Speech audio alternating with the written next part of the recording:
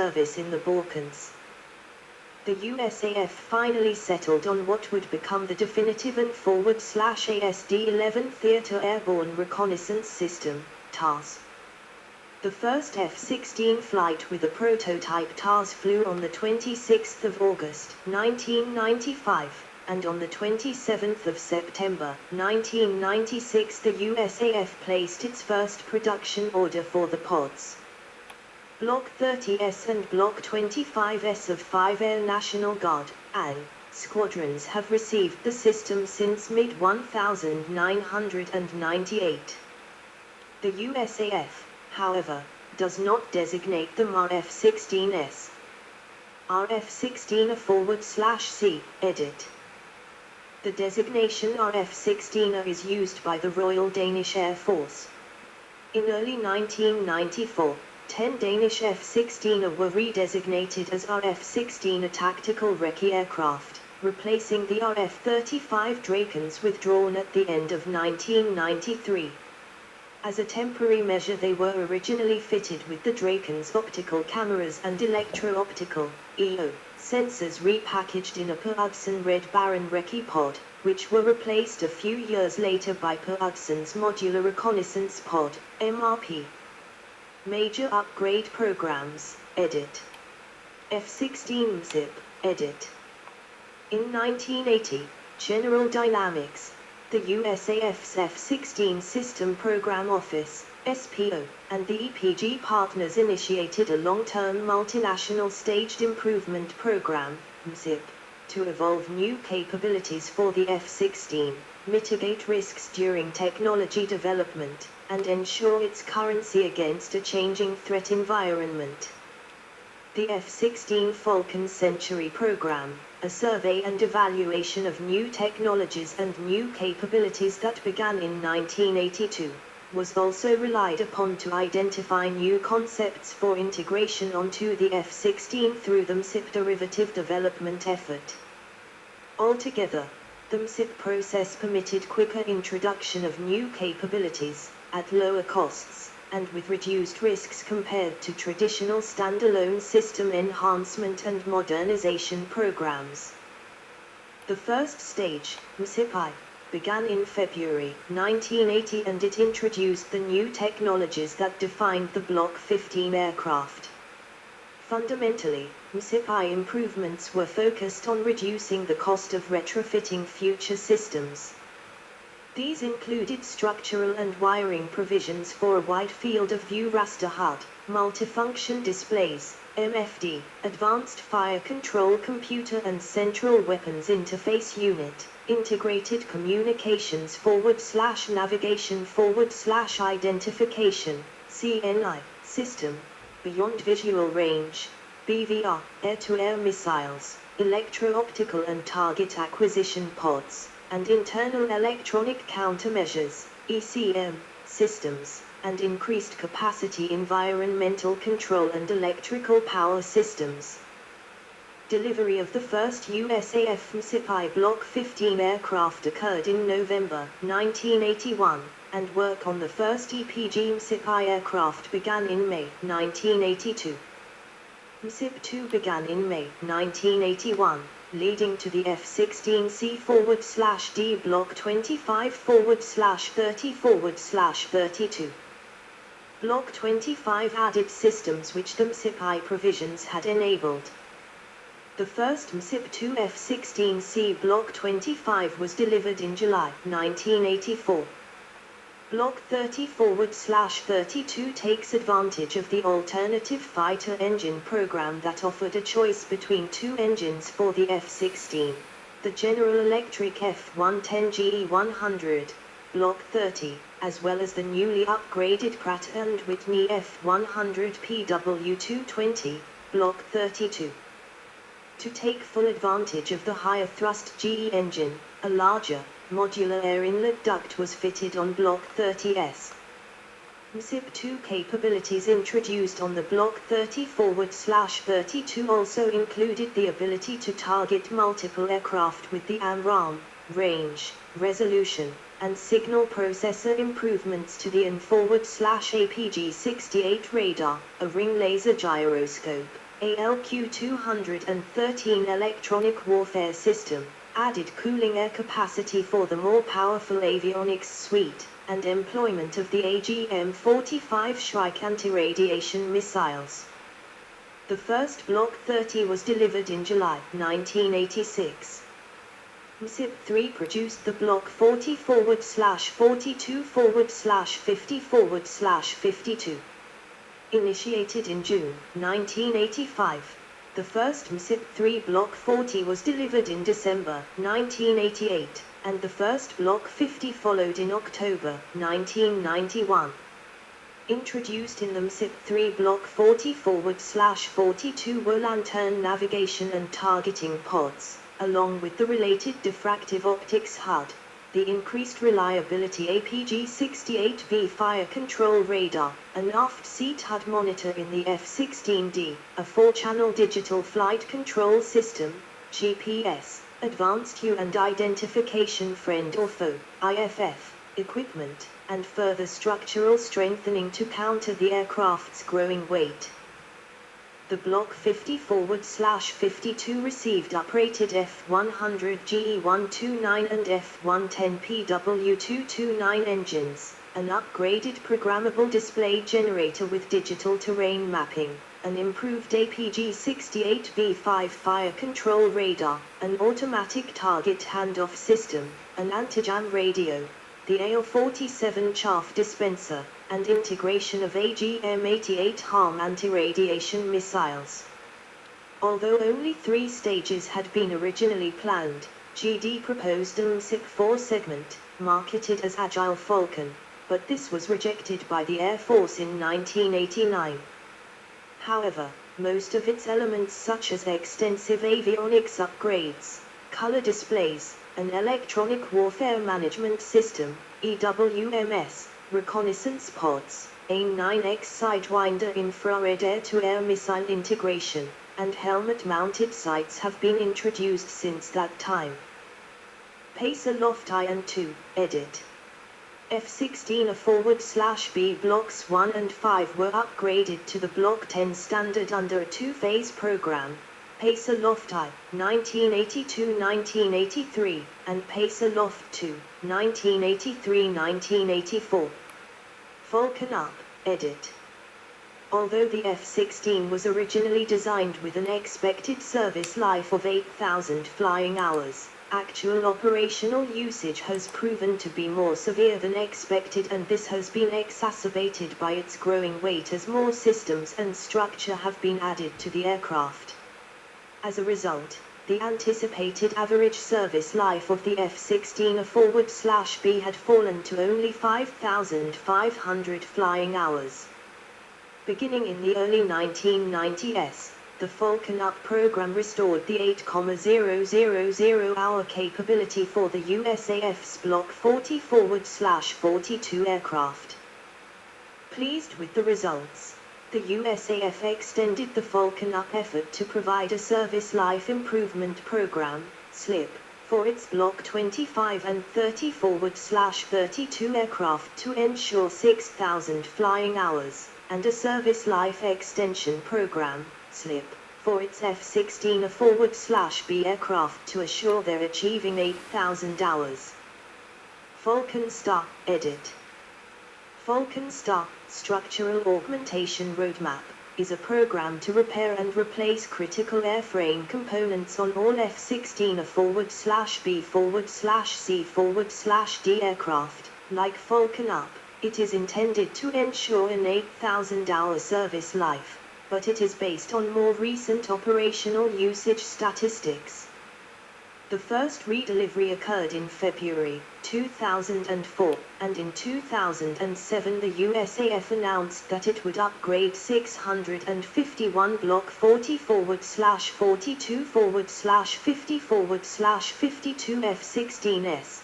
This is expected to extend the Falcon Star program, which began in 1999, through 2014. F-16As, edit. Israel Aircraft Industries developed an open architecture avionics suite upgrade for its F-16s known as the Avionics Capabilities Enhancement, ACE. It introduced the first full-glass cockpit on an operational F-16, and featured an advanced fire control radar, an up-front control panel, UFCP, and an option for a wide-angle HUD or a helmet-mounted display. The first flight of an F-16B equipped with ACE was accomplished in May 2001. The ACE upgrade was not taken up by the Israeli Air Force, which ordered a second batch of the F-16I instead. IAI offered ACE to Venezuela, but the US government blocked it and stated that it would only permit elements of ACE, not the whole suite, to be exported. F-16 Falcon 1, edit. Singapore Technologies Aerospace, ST Aero, has also developed a state-of-the-art glass cockpit avionics suite as an alternative to the MLU offering.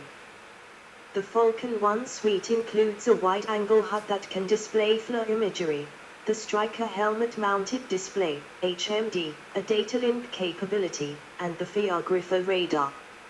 First revealed at the Farnborough Air Show on the 25th of July, 2000, it has yet to find a customer. F-16 XIP, edit. The Common Configuration Implementation Program, XIP, was a $2 billion modernization effort that sought to standardize all USAF Block 40/42/50/50/52 F-16s to a common Block 50/52 based avionics software and hardware configuration for simplified training and maintenance. Lockheed Martin received a contract to develop the first phase XIP configuration upgrade packages in June 1998. Kit production work started in 2000, and deliveries began in July 2001. In 2007, Korean Air was awarded a USAF contract for F-16 upgrades, which included both XIP, Falcon Star, and drop-in maintenance works. 100 USAF F-16s were to be upgraded and maintained by Korean Air under the contract. The upgrade program would extend the F-16s flying hours from 6,000 to 8,000 hours. The work would continue for 6 years until 2013. Phase 1 of the XIP added new modular mission computers, color cockpit display kits and advanced IFF systems to domestically based Block 50/52 aircraft, and introduced the new Sniper Advanced Targeting Pod, ATP. The ability of the F-16 CJ/DJ to employ GPS-guided weapons was extended to the rest of the Block 50/52 fleet. Upgraded Phase 1 aircraft redeliveries began in January 2002. The second phase extended these upgrades to overseas-based Block 50/52 Falcons, and redeliveries ran from July 2003 to June 2007. Phase 2 also included the introduction of autonomous beyond visual range air intercept capability, the Link 16 data link, and the Joint Helmet-Mounted Queuing System, JHMCS. The ongoing Phase 3 effort is focused on Block 40/42 F-16s. Development began in July 2003 and by June 2007 Lockheed Martin had completed roughly a quarter of the USAF's Block 40/42 fleet. Phase 3 incorporates the M3 Plus Operational Flight Program, OFP, which extends the capabilities of the first two phases to the Block 40/42 fleet and adds Multifunctional Information Distribution System, MIDS, the new NATO standard data link network. Development of an M4 Plus OFP began in late 2002. This update will allow use of the Raytheon AIM-9X on Block 40/42/50/52 aircraft. Northrop Grumman was awarded a contract in early 2004 to develop an M5 Plus upgrade kit to update the AN/APG-68V 5 radars on the Block 40/42/50/52 Falcons to the N/APG-68V9 standard. Upgrading of Block 40/42 aircraft began in 2007 and is to become operational on the Block 50/52 aircraft by 2010. An M6 Plus OFP is under consideration, and could include integration of the GBU-39 Small Diameter Bomb, SDB, on XIP aircraft, which is planned to begin in fiscal year 2012. Turkey became the first international customer for the XIP update with the signing of a $1.1 billion contract on the 26th of April, 2005 to upgrade an initial 80 Block 40/50 and 37 Block 30 F-16C/DS to an equivalent of the Phase 3/M5 plus OFP standard under the Peace Onyx 3 Foreign Military Sales, FMS, program. This work will be performed by Turkish Aerospace Industries, TAI, and Turkey holds the option to upgrade the remainder of its 100 Block 40s, which could extend the program. Cupid, edit. The Combat Upgrade Plan Integration Details. Cupid effort is an ongoing initiative to bring older U.S. Air National Guard and Air Force Reserve Command Block 25/30/32 F-16s closer to Block 50/52 specifications. Cupid focuses on adding improved precision attack capabilities, night vision equipment, data links, carriage of the Lightning II infrared targeting pod, and laser and GPS-guided weapons. F-16C/D Barrack 2020, edit. In 2011, Israeli Air Force announced an upgrade program of its aging F-16C/D, Blocks 30 and 40, fleet, to make it valuable in 2020 and even later. The upgrade included installation of new avionics and new wiring, which brought these Block 30/40 airframes closer to the IAF SUFA model, itself an upgrade of the Block 52 plus F-16D. The program was completed in 2014. F-16C/D Osgur/Osgur-2, edit. In 2012, the Turkish Air Force announced the modernization of 35 of its F-16 Block 30 aircraft.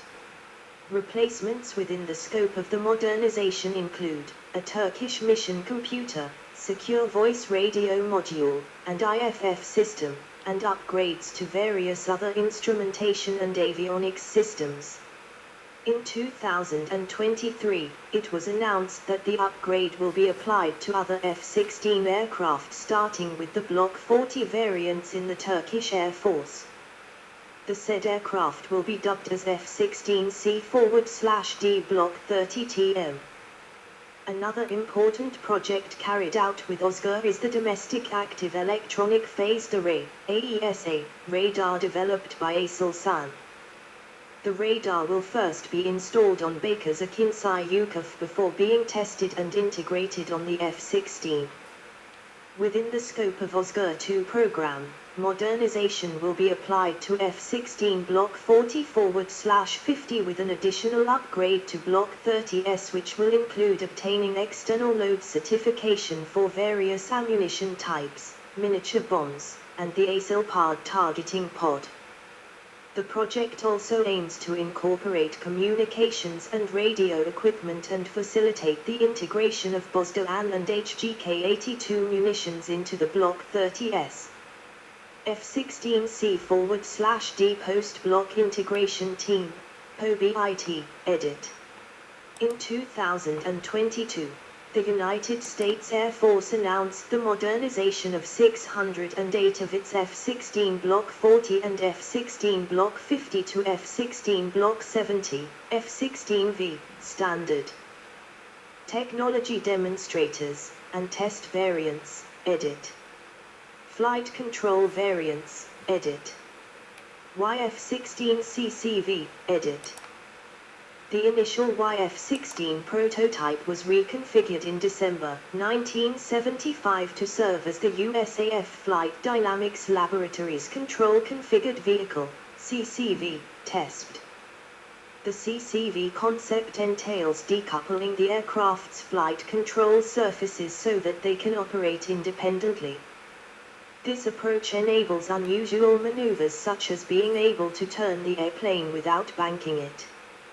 The ability to maneuver in one plane without simultaneously moving in another was seen as offering novel tactical performance capabilities for a fighter. The CCV-YF-16 design featured twin pivoting ventral fins mounted vertically underneath the air intake, and its triply redundant fly-by-wire, FBW, flight control system, FCS, was modified to permit use of flaperons on the wing's trailing edges which would act in combination with an all-moving stabilator. The fuel system was redesigned to enable adjustment of the aircraft's center of gravity by transferring fuel from one tank to another. The CCV aircraft achieved its first flight on the 16th of March, 1976.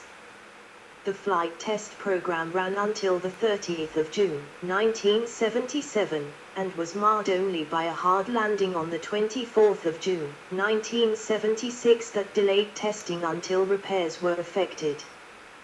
The CCV program was judged successful and led to a more ambitious follow-on effort in the form of the Advanced Fighter Technology Integration, AFTI, F-16. The first effort accomplished under the AFTI program was a paper study with 3 separate contractors, i.e., McDonnell Douglas, Fairchild Republic, Rockwell International, to design an advanced aircraft technology demonstrator using new concepts such as direct lift control, direct side force control and drag modulation. F-16 SFW, edit. General Dynamics was one of several U.S. aircraft makers awarded a contract by the Defense Advanced Research Projects Agency, DARPA, in 1976 to develop proposals for an experimental forward-swept wing test aircraft.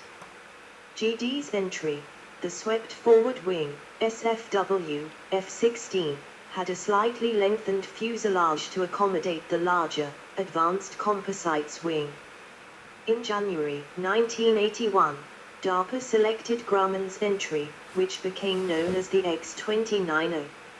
Although the SFW F-16 was not chosen, the X-29 incorporated some of the F-16's features, particularly its FBW flight control system and its undercarriage.